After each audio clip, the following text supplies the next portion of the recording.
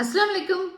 மூசா அலைஹிஸ்ஸலாம் அவர்கள் ஃபிரௌனை பார்த்து ஓடவில்லை. ஆனால் ஒரு குச்சியை பார்த்து ஓடினார்கள். ஏன் தெரியுமா?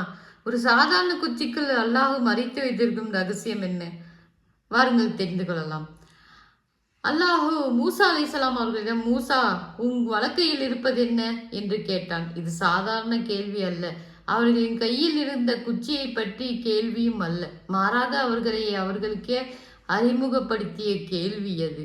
ஏனெனில் சில நேரங்களில் மனிதனின் கையில் இருப்பதை மாற்றுவதற்கு முன் அதை அவனுக்கே உணர வைக்கிறான். மூசா அலைஹிஸ்ஸலாம் அவர்களின் கையில் இருந்தது ஒரு சாதாரண குச்சி. பல ஆண்டுகளாக அவர்களுடன் இருந்த ஒரு மரத்துண்டு.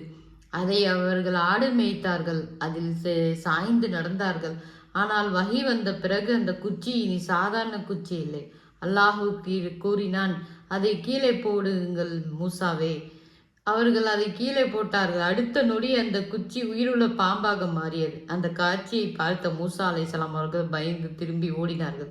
சற்று சிந்தித்து பாருங்கள். நாளை ஃபிரௌனை எதிர்கொள்ள போகும் அல்லாஹ்வின் தூதர் இன்று ஒரு பாம்பை கண்டு ஓடுகிறார். இதில்தான் நமக்கு பெரிய பாடம் இருக்கிறது. நபிமார்களும் பயமில்லாத மனிதர்கள் அல்ல.